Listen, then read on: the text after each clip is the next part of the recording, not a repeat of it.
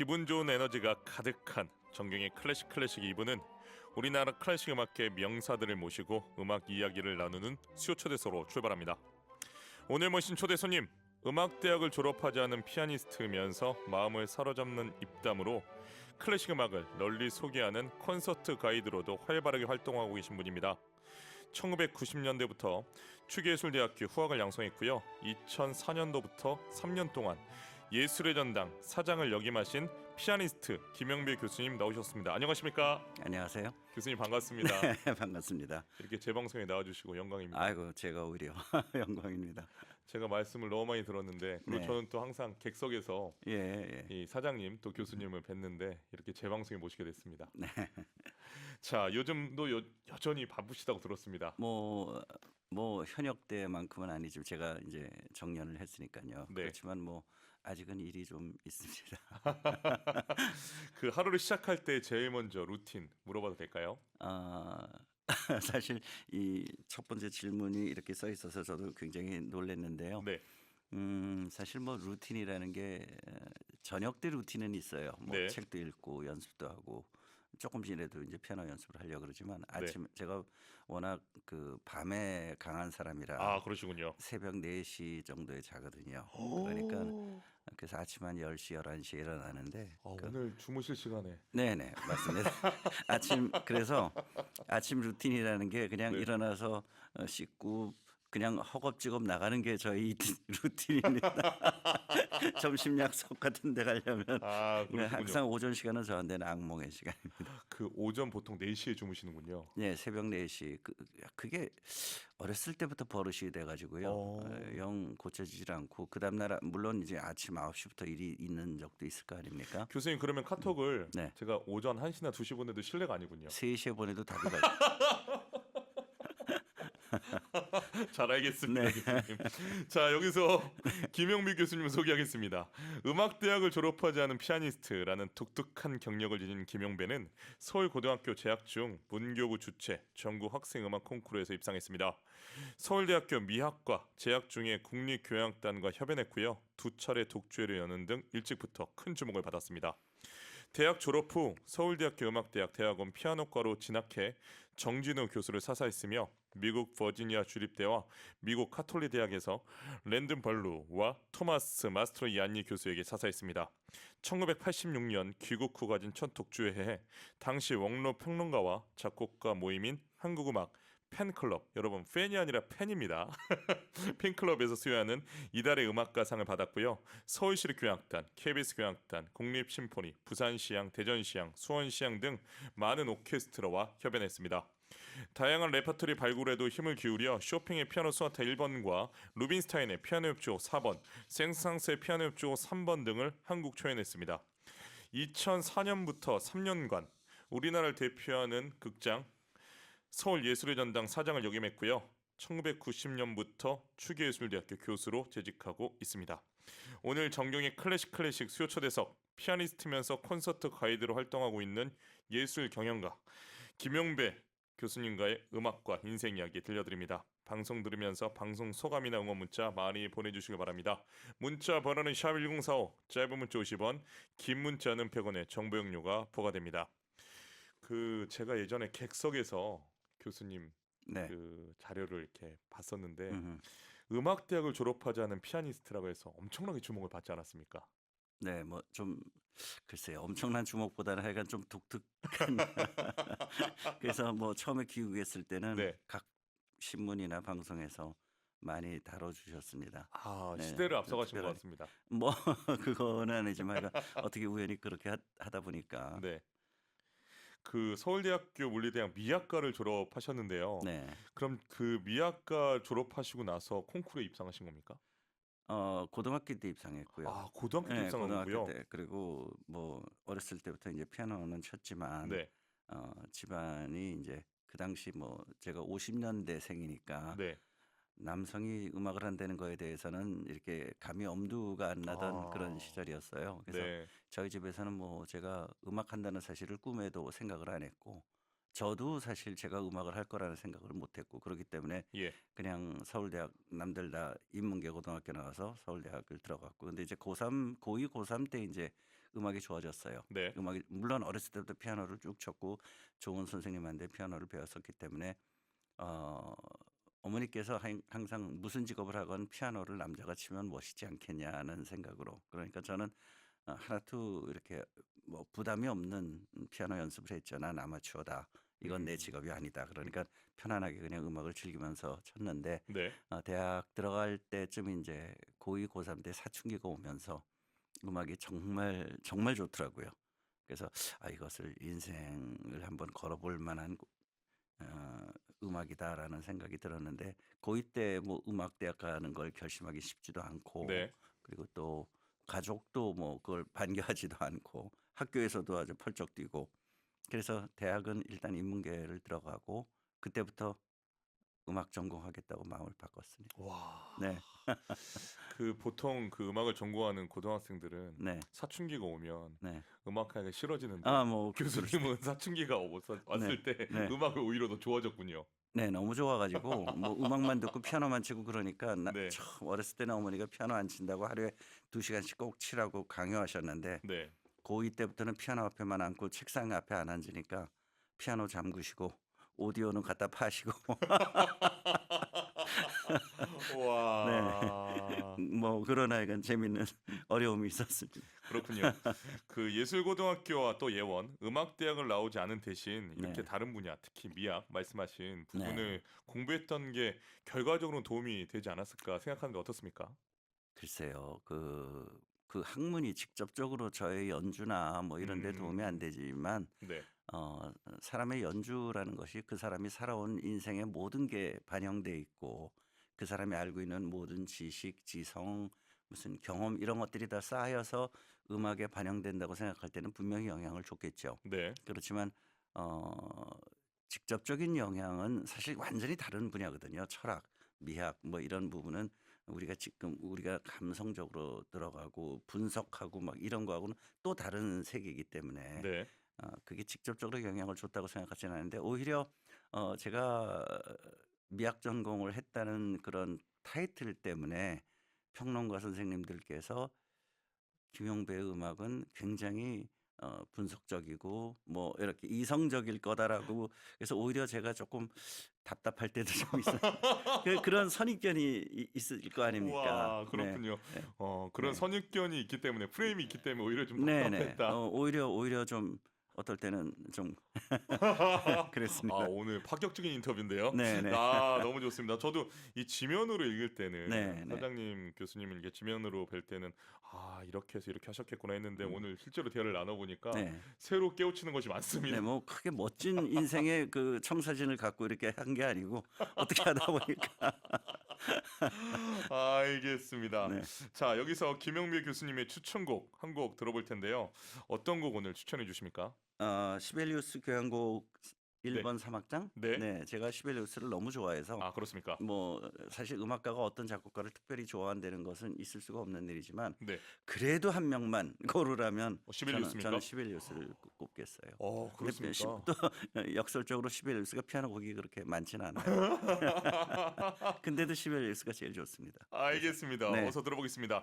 시벨리우스 교향곡 1번 2단조 작번호 39 사막장 스케르초 알레그로를 클라우스 메켈레가 지휘하는 오슬로 필하모닉 오케스트라 연주로 보내드립니다. 시벨리우스 교향곡 1번 2단조 작번호 39 사막장 스케르초 알레그로를 클라우스 메켈레가 지휘하는 오슬로 필하모닉 오케스트라 연주로 감상하셨습니다.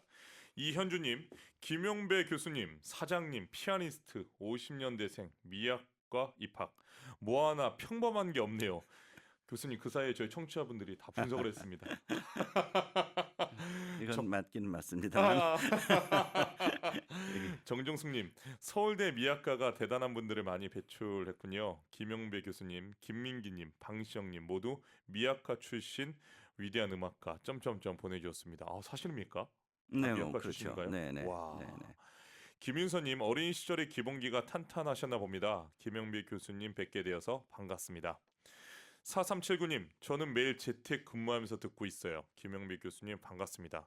이 교수님 팬이 너무 많아서 지금 문자만 읽어도 한 감, 시간이 금방 갈 것 같습니다. 감사합니다. 자, 작곡가 시빌리우스를 좋아한다고 하셨는데 네, 또 많은 작곡가 좋아하시겠지만 네. 또 어떤 작곡가 좋아하세요? 뭐 사실 좋은 작곡 뭐 우리 서로 같이 음악을 하니까 네. 참 그런 질문 받으면 이 곡 어렵죠. 들으면 이 작곡가가 제일 좋고 저 곡 연습하고 있으면 저 곡이 제일 좋고 네. 그렇죠. 그렇지만 일반적으로 저는 라흐마니노프가 참 좋고요. 네. 그리고 라흐마니노프의 뭐 지금은 너무 많이 유명해서 사람들이 모르는 사람이 없지만 라흐마니노프 그래서 너무 유명해서 우리가 어떨 때는 안 듣지만 네. 전공하는 사람들은 사실 라흐마니노프의 피아노 협주곡 2번 같은 거는 인류가 만들어낸 가장 아름다운 창조품이 아닌가 하는 생각도 들 정도로 음. 참 이 사람 위대하다. 어떻게 이런 음악을 저희는 뭐 이제 피아노를 치니까 이 곡을 연주도 하고 그러는데 연주할 때마다 '야 참 위대한 곡을 만들어 주셨구나. 라흐마니노프라는 사람이.' 이런 생각 듭니다. 교수님 제가 네. 놀라실 수도 있는데 제가 네. 군악대에 있을 때 어. 그 곡을 지휘한 적이 있습니다. 그래요? 그래서 저는 네네. 성악가 출신이기 때문에 음. 사성부 이상 악보를 본 적이 없는데 군 군대에서 그런 거 없지 않습니까? 네. 그럼요, 그럼요. 기수가 돼서 너가 네. 지휘해라고 오더가 떨어졌는데 음. 그 원전 연주 라마니노프가 직접 녹음한 앨범이 있지 않습니까? 네네. 그걸 제가 대변기 예. 앞에서 왜냐하면 이제 방에선 들을 수 있는 예, 스토캅스키하고 예. 협업했죠. 맞습니다. 맞습니다. 네네. 그걸 들으면서 악보를 보는데 그러니까 음원을 들으면서 악보를 보는데도 제가 못 찾는 겁니다. 그래서 펑펑 울었던 처음엔 다 그래요. 근데 이제 금방 찾아가죠. 금방 찾아가죠. 와, 네, 네. 교수님께서 또 시빌리우스에 이어서 라마니노프를 말씀해 주셔서 추억이 떠올랐습니다. 자, 공식 질문입니다. 네. 피아니스트면서 콘서트 가이드로 활동하고 있는 김영배 교수님에게 클래식 음악이란 어떤 의미를 가질까요? 그 친구도 그냥 쉽게 친해지는 친구가 있고 그런 친구도 좋지만 쉽게 친해지지는 않는데 정말 진정한 인간관계를 유지하는 그런 친구가 있지 않습니까? 그러니까 클래식도 우리가 어느 정도 노력을 해야지만 우리에게 무언가를 주는데 그 주는 것이 너무나 주는 것이 큰 어떤 뭐 친구라든가 여인이라든가 어떤 뭐 하나의 객체.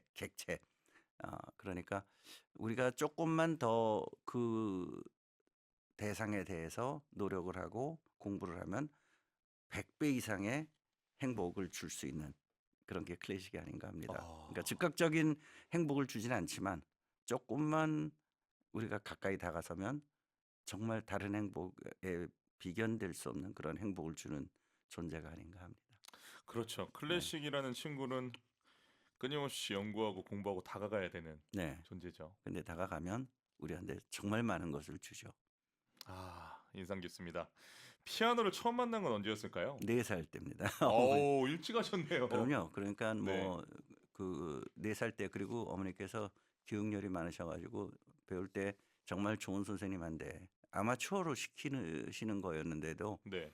정말 좋은 선생님한테 배워서 제가 나중에 정말 피아노 그렇게 막 그 프로페셔널한 그 커리어를 꿈꾸는 사람들에 비해서 전혀 그런 생각이 없었던 사람이지만 나중에 음악으로 전공을 바꿀 수 있었던 것은 어렸을 때 그 기초가 아무래도 잘 닦여져 있지 않았나. 아마 그게 없었으면 피아니스트 될 생각은 못 했을 거예요. 네. 그렇군요. 그 대학원에 진학을 하면서 피아노과로 진로를 결과적으로 그럼요. 바꾸셨어요. 결국은 네네. 근데 그게 가능합니까? 아 아니 저는 좀 놀란 게 요즘 시스템이 비로소 그렇게 되려고 움직임이 있지 않습니까? 네. 전공 없이 들어갔다가 이제 네. 전공을 선택할 수 있게끔. 네네. 예. 그런데 마 지금 그 옛날에 그 76 년까지는 네. 서울 모든 대학이 네. 미대를 나오면 미대 대학원에만 진학할 수 있었고 네. 법대 나오면 법대 대학원에만 저도 그렇게 알고 네. 있습니다. 그랬는데 76년 4 월에 저는 제가 거기에 첫 번째 수혜자이기 때문에 제가 기억을 하는데 네. 76년 4 월에 서울대학교에서 학사 제한 철폐 제도를 시행했어요. 그건 뭐냐면 음 아. 대학원 시험은 볼 수 있게 해 주는 거예요. 그러니까 미대를 나와도 법대 대학원을 볼 수 있고 의대를 나와도 음대 대학원을 볼 수 있는 그런 지원은 가능하게끔 풀어 줬어요, 학사 아, 제한을. 합격은 대학원에서 선택하되 지원할 수 있게끔. 그렇죠. 그러니까 음. 어느 대학을 나오건 음악대 대학원을 진행할 수 있는 그런 시스템이 생긴 거죠. 그래서 저는 너무 기쁘게 사실 음악 전공하려고 그랬을 때 저는 음대 학사 편입하려고 그랬었거든요. 네. 학사 편입하려고 준비하고 있었는데 학사 제한 철폐라는 게 76년 봄에 생겼어요. 그래서 '아 이거는 정말 나를 위한 거다.' 저 굉장히 야. 운이 좋았죠. 그래서 꼭 동일계만 지나갈 수 있는 것을 깨고 깨고 시험은 뭐 떨어지는 거 할 수 없죠. 그렇지만 시험은 보게 해 줬어요. 와. 네. 76년도 네. 정확하게 연도까지 말씀해 주셨는데 우리가 그럼요. 제가 그래서 77 년도에 서울대 대학원을 음대대학원을 들어갔으니까요. 네. 아 제가 첫 번째 수혜자입니다. 그 교수님 덕분에 근현대사의 우리나라 이 정책에 대해서 알아보는 시간을 가지는 것 같습니다. 네. 자, 대학원 생활 어땠습니까? 정말 좋았을 것 저는 같아요. 뭐 정말 최초로 제가 음악대학이라는 곳에 간 거고 네. 77 년이면 제가 20대 초반인데 그때 들어서 거기 가서 처음으로 실기시험이라는 걸 봤고요. 웬일이야. 네. 세상에. 뭐 음악하는 사람들은 중학교 때부터 그렇죠. 향상도 하고 실기시험도 하는 저는 생전 처음으로 제가 실기시험 본 게 대학원 입학시험 때 실기시험 봤고요. 네. 그러니까 저한테 모든 게 새로웠고 항상 밖에서만 그리워하고 내가 음악대학을 다니고 싶다, 음악을 전공하고 싶다 하다가 그냥 밖에서만 이렇게 하던 게 저한테 다가오니까 얼마나 기뻤는지 몰라요. 그래서 보통 대학원 뭐 아시다시피 대학원은 일주일에 한 2번 정도 나가면 되지 않습니까? 네. 근데 전 너무 좋아서 매일 다녔어요. 아, 너무 좋아서. 네, 너무 좋아서. 그럼 연습실에 사셨군요. 그렇죠. 연습실에서도 연습실보다 밖에서 더 많이 놀았던 것 와, 정말 생생하게 말씀해 주셔서 고맙습니다. 1986년 네. 미국 유학에서 돌아와서 이제 귀국 독주회를 하셨고 또 독주회를 통해서 상도 받으셨다고 들었는데 네. 당시에 어떤 상인지 또 당시의 반응 또 이 언론의 반응 좀 말씀해 주시면 감사하겠습니다. 일단 뭐 제가 좀 다른 귀국 그때 저와 비슷한 시기에 그 귀국하신 다른 음악가들에 비해서 이력이 조금 독특하니까 네. 저는 뭐 사실 그 이력을 그렇게 내세우고 싶지는 않지만 아무래도 남들 눈에는 그게 보이지 않겠습니까? 네. 그래서 언론의 주목도 많이 받았고요. 그리고 그 덕분에 이제 음악 팬클럽이라는 그때 정말 음악계 원로 박용구 선생님이 회장으로 계시는 정말 아주 위대한 작곡가들, 큰 평론가들 모임이 계셨어요. 근데 그분들이 전부 제 독주회를 오고서는 저를 이달의 음악가로 보내주셔서 뽑아주셔서 상도 받고 아. 네, 뭐 그때 참 기뻤죠. 아, 한국에서도 내가 어, 조금만 더 잘하면 처음에는 사실 들어오면서 자신이 없었어요. 왜냐면 저는 예원 예고 출신도 아니고 서울음대 물론 대학원은 나왔지만 서울음대 출신도 아니고 그래서 굉장히 이방인 격이라는 좀 걱정을 하면서 들어오긴 했어요. 그런데 그때 그 상을 받고 굉장히 기뻤고 고무됐었죠. 네. 음. 저는 그 지금 이렇게 말씀드려도 되는지 모르겠지만 아까 말씀드린 객석과 네. 음악 춘추 네. 그 음악 잡지에서 예, 예. 매거진에서 교수님 자료를 너무 많이 봤습니다. 아, 네. 뭐 그래서 교수님의 그 눈웃음과 미소를 잊을 수가 없습니다. 예. 트레이드 마크시잖아요. 객석 창간호에 제가 나오긴 했어요. 미래를 여는 피아니스트 뭐 이래가지고 맞습니다. 그래서 와. 자, 두 번째 교수님의 추천곡 들어볼까 하는데요. 네. 네, 어떤 작곡가입니까? 뭐 사실 작곡가로서의 역할보다 교육자로서 역할이 강했던 네. 안톤 루빈슈타인 러시아 작곡가 이분의 작품 중에서 가장 유명하죠. 피아노 협주곡 4번 중에서 정말 아름다운 이 악장 듣고 싶습니다. 알겠습니다. 안톤 로빈스타인의 피아노 협주곡 4번 D단조 작품으로 72악장 안단테를 피아니스트 슈라 체르카스키와 블라드미르 아슈케나지가 지휘하는 로열 필하모닉 오케스트라 연주로 들려드립니다. 안톤 루빈스타인 피아노 협주곡 4번 D단조 작품으로 72악장 안단테를 발췌로 들려드렸습니다. 피아니스트 슈카 체르카스키와 블라드미르 아슈케나지가 지휘하는 로열 필하모닉 오케스트라 연주로 감상하셨습니다. 현희님, 안톤 루빈스타인의 피아노 협주곡 4번 좋습니다. 보내주셨습니다. 민영웅님, 감기 몸살로 재택근무 중에 김용배 교수님을 만나는 행운을 얻었네요. 저도 라마니노프를 좋아하고 클래식이 우리에게 행복과 많은 것을 준다는 말씀에 정말 공감합니다. 저의 평생 친구인 클래식을 들을 수 있어서 행복해요 라고 보내주셨습니다. 민영우님 일단 감기 쾌차하시길 바랍니다. 교수님 만나서 너무 좋아하시는 민영우님께 한 말씀 부탁드립니다. 빨리 감기 나셨으면 좋겠습니다. 이거 제가 참 이런 거에 좀 익숙치 않아서 죄송합니다. 왜냐하면 네. 교수님하고 같은 생각인 것 같습니다. 네, 클래식을 그럼요. 통해서 너무 감사합니다. 예, 이렇게 네. 행복과 저하고 같은 생각을 하시는 분이 계신다는 게 아이고. 행복이죠. 네. 네. 1455님, 대학을 졸업하고 음악대학에 다시 가려고까지 마음을 먹으셨다니 음악을 향한 열정이 느껴집니다. 음악대학원 진학하실 수 있었던 게 너무 다행한 일입니다. 김인서님, 오래전에 읽었던 김영미 교수님의 200번의 연습 칼럼이 생각납니다. 대학원 과정을 피아노과로 전공하셨대서 그게 어떻게 가능했을지 궁금했는데 학사지원 철폐 혜택을 받으셨군요. 역시 음악가가 되실 네. 운명이었습니다. 야, 칼럼을 기억하고 네. 교수님 네. 어떻게 대학원 가시는지 궁금해하시는 분이 오늘 방송을 통해서 네. 궁금증 해결했습니다. 이 칼럼이 200번의 연습이 아니라 200%의 준비였었죠? 네. 좀 비슷한 내용인데요. 네, 저는 200%의 준비라고 했었죠. 왜냐면 항상 그 제자들이나 뭐 동료들이 정말 100% 연습하고 다 됐다고 올라가도 무대 가면 우리가 실력 발휘 제대로 못하지 않습니까? 네. 그러면 아쉽고 그래서 그러면 200% 연습을 하면 100% 나오지 않을까 하는 생각이 들어서 200%를 향해서 달려가 보자라고 얘기를 했던 기억이 좀 있습니다. 어렸을 아, 때. 네. 고맙습니다. 김선우님, 중년에 늦게 음대 가시는 분들 보면 정말 대단하신 듯 77년도 정말 기쁘셨을 것 같습니다. 재능도 너무 부럽습니다. 라고 보내주셨습니다. 3909님, 기쁠 때, 슬플 때, 힘들 때 언제든지 손잡고 기댈 수 있는 클래식이라는 친구를 더 많은 사람들이 만날 수 있게 도와주시는 김영배 선생님 보내주셨습니다. 고맙습니다. 이나영님, 김흥미 교수님, 클래식 라디오 하셔도 될 것 같아요. 목소리도 클래식과 너무 잘 어울리시네요. 방송 많이 하셨죠? EBS도 네. 하셨다고 들었습니다. EBS는 95년에 1년 했고요. 네. 1988년부터 4년 반 동안 MBC FM을 매일 진행을 했었죠. 와. 오전 11시에 나의 음악실이라고 지금은 없어졌지만 네. 그때는 아주 유명한 프로그램이었습니다. 한상우 선생님, 최영섭 선생님이 하시던 거를 제가 바톤을 물려받았었죠. 그렇군요. 네. 제 심정을 아시겠군요. 그럼요. 너무 잘 알죠. 꿈이 하나가 더 생기죠.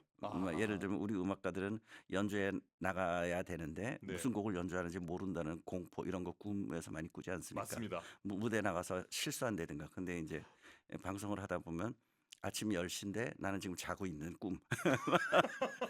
꿈이 하나가 더 늘죠. 네. 너무 끔찍합니다. 그래서 악몽이 하나 더 들죠. 네. 제가 원래 11시 시작이었는데 네. 개편으로 해서 10시부터 2시간이 됐어요. 그렇군요. 그러면 이제 때때로 녹음하는 날도 있고 하면은 네. 보통 2시간 전, 2시간 반 전에 이렇게 옵니다. 네. 얼마나 힘드세요. 근데 정말 음악가가. 신기한 게 네. 오전 저도 잠을 보통 2-3시에 자거든요. 그렇죠. 새벽 2-3시에 네. 하는데 네.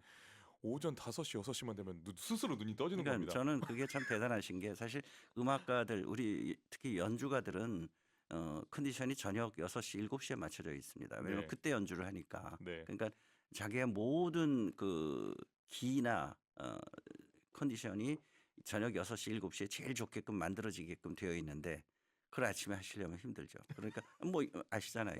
연주하는 날에는 12시나 2시까지 맞습니다. 정말 그냥 앉아더라도 누워 있다가 조금씩 일어나서 이제 움직이고 저녁 7시에 정말 그러다가 연주 끝나면 눈이 더 반짝반짝해져 가지고 엔돌핀이 네. 그게 우리 삶인데 네. 아침에 그렇게 하시면 힘드시죠. 아이고, 네. 우리 선배님을 만나서 더 행복합니다. 방송 선배님이셨습니다. 자, 요즘에 네. 콘서트 가이드로 활동하시면서 전공자는 물론 그 일반 대중에게 클래식을 더 소개하는 일이 더 많지 않습니까? 네네. 어떤 방향으로 또 어떤 곡들을 주로 소개해 주시나요? 곡이야 뭐 모든 곡을 다 소개하고 싶고요. 네. 그리고 사실 이 전당에 제가 가서 일하면서부터 이제 해설음악회라는 거를 본격적으로 해야겠다는 생각이 좀 있었고 물론 해설음악회라는 게 그전에도 많이 있었지만 그러니까 제가 기본적으로 생각한 해설음악회는 제가 전당에서 일하면서 훌륭한 연주가도 키우고 또 좋은 연주가들에 대한 어떤 환경을 만들어주는 것도 중요하지만 네. 음악에서는 더 중요한 것은 그것을 들어주는 청중이다. 음. 그러니까 청중을 늘려보자라는 생각에서 이제 아침 음악회도 시작을 한 것이고요. 네.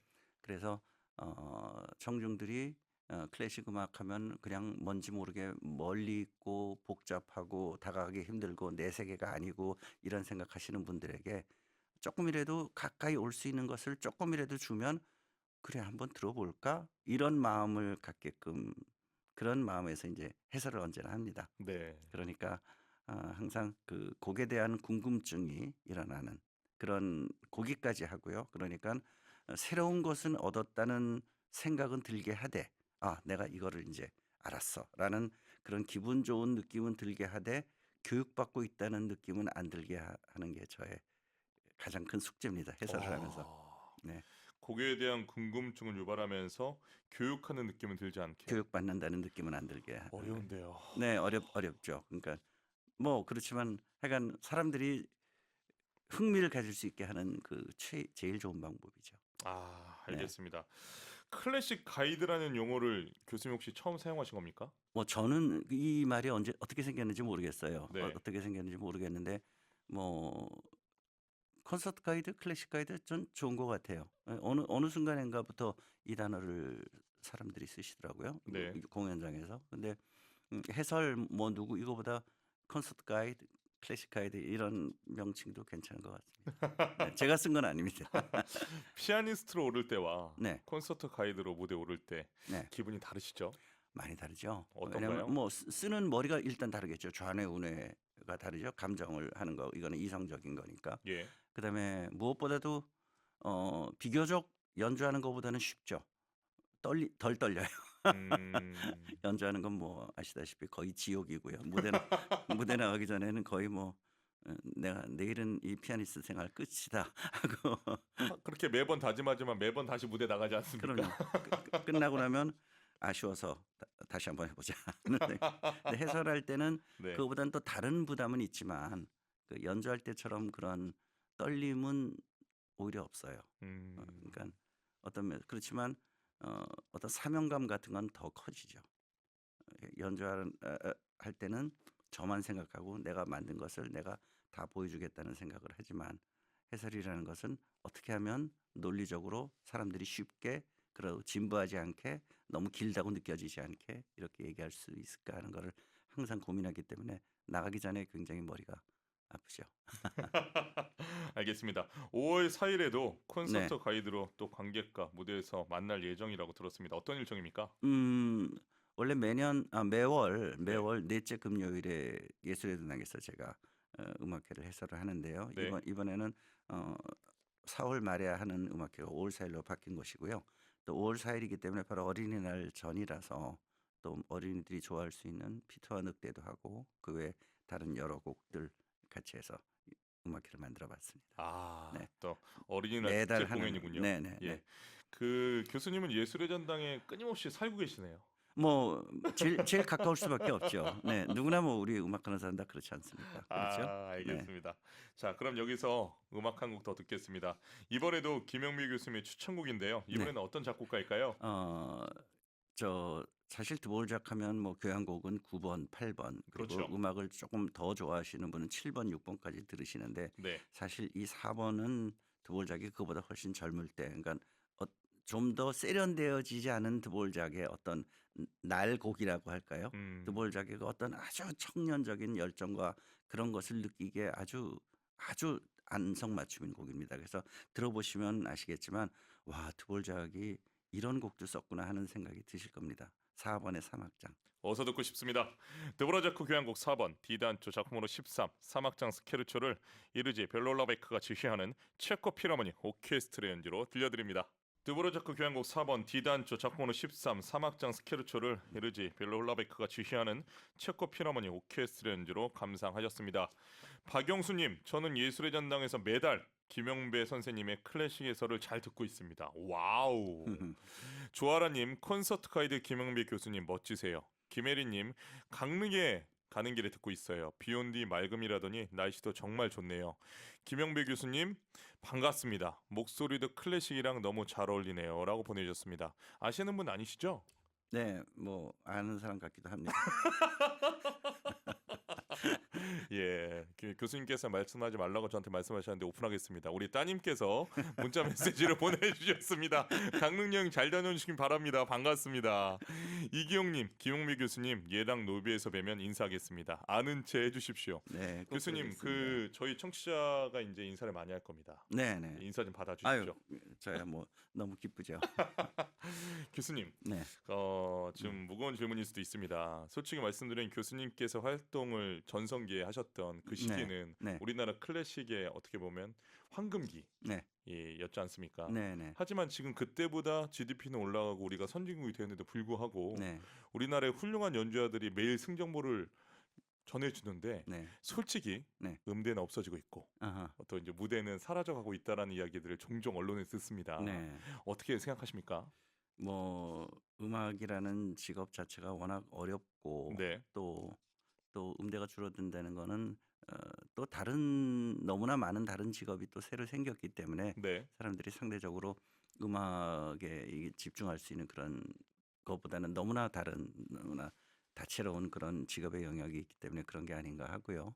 그리고 너무 좋은 연주자들이 많은데 사실 우리가 지금 잘 알고 있는 특 A급의 연주자들보다 더 잘하거나 그 사람과 비슷하거나 조금 못하거나 거의 우리가 판별할 수 없을 만큼 네, 그런 사람들에 대한 우리가 배려도 꼭 있어야 될 것 같아요. 그러니까 음, 물론 스타가 배출되는 건 굉장히 좋은 일이지만 네, 스타 바로 뒤에 있는 사람들도 우리가 정말 끄집어내서 그분들에게 연주 기회를 주고 그 사람도 얼마나 훌륭한지를 알게 하는 것도 사실 우리가 음악을 했던 선배로서의 할 일이 아닌가 합니다. 아, 네. 이른바 1등만 주목받는 뭐 우리나라 어쩔 수 없지만요. 예예. 세상의 일이라는 게. 네. 그 음악이라는 것 자체가 어떻게 보면 그 1등이든 3등을 나누는 게 맞지 않는 거 네. 그렇지만 일반 아닐까요? 사람들이 보면 재밌죠. 뭐 트로트도 음, 마찬가지 아니었습니까? 투표로. 네. 네. 그러니까 저에게도 이 쓰리 테너를 물어보신 분들에게 저는 이렇게 얘기를 하거든요. 파브로티, 음. 도밍고, 까레라스가 글쎄 누가 더 노래를 잘하냐고 저한테 물어봤을 때 네. 그는 취향의 차이지 노래를 그렇죠. 너무 잘하고 못하고의 개념은 아니다. 그럼요. 예를 네. 들어서 차량으로 치면 파브로티는 비교적 도밍고보다 얇은 소리이기 때문에 음. 스포츠카고 도밍고는 대형 세단이고 호세 카레라스는 뭐 SUV 저는 이렇게 네. 이제 네. 변환해서 표현을 하는데 우리가 그런 클래식에 말씀해 주신 것처럼 우리 선배님께서 말씀해 주신 것처럼 클래식의 이른바 대중화를 넘어서 다양화 네. 예, 네. 다양화를 우리가 이제 물론이죠. 예, 네. 감상하고 이제 음. 존중하고 네. 1등외 말씀하신 1등외 음. 스타들도 우리가 좀 생각할 수 있는 그런 방향이 됐으면 좋겠습니다. 제가 대본에 없는 질문에서 교수님 죄송합니다. 아닙니다. 무슨 말씀이에요. 네네. 네. 저는 뭐 더 예. 자연스럽고 좋죠. 자, 클래식 음악을 전공하고 싶어하는 어린 학생과 청소년 그리고 청년 인생 선배로서 해주고 싶은 이야기 부탁드립니다. 그거 너무 무겁네요. 그 뭐 제가 그런 대본에 있는 이야기입니다. 그거보다는 네, 우리 음악계가 네, 그러니까 그 사람들이 좀 더 이 클래식을 가까워했으면 좋겠어요. 그런데 이제 아까도 우리가 얼핏 나왔지만 클래식의 대중화라든가 네. 우리가 클래식 음악을 가지고 사람들에게 가까이 가는 건 좋지만 너무 가볍게 접근을 해서 그 사람들이 그 가벼운 것만 좋아하고 그 이상으로 들어오지 않으려는 사람들이 양산하는 것도 문제가 있다고 생각을 네. 그렇기 때문에 예리하십니다. 네, 네. 그래서 제가 오이 얘기를 항상 하는데 오이 뭐 우리 어렸을 때 오이 좋아하는 어린이가 어디 있습니까? 그렇지만 나이 먹으면서 오이를 좋아하게 되지 않습니까? 네. 근데 어린이에게 오이 맛을 알려준다고 오이한테 설탕을 발라서 먹이면 애는 설탕만 빨아먹고 오이는 안 먹는다고요. 그러니까 오이 자체의 맛이 어떤지를 기다려서 그 애가 오이를 좋아하게 만드는 거, 오이에 설탕을 발라주는 것보다 그런 일을 우리가 해야 된다고 봐요. 청중들을 넓히기 위해서는.